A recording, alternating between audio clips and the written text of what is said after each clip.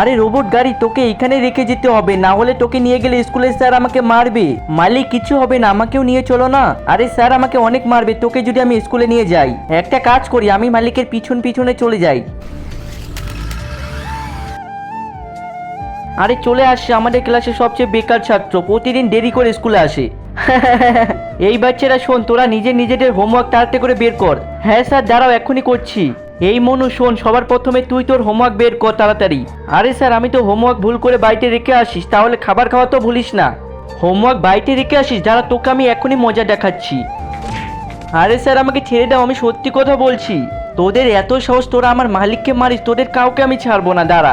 আরে বাপরে বাপ, এটা আমরা কি দেখছি? এই গাড়ি কোথা থেকে চলে এলো? আর এই গাড়ি কথা বলছে। এখন তোদের আমি কাউকে ছাড়বো না, তোদের সবার উচিত শিক্ষা তোদের আমি এখনই দিব। আরে এই গাড়ি তো রোবট হয়ে গেল।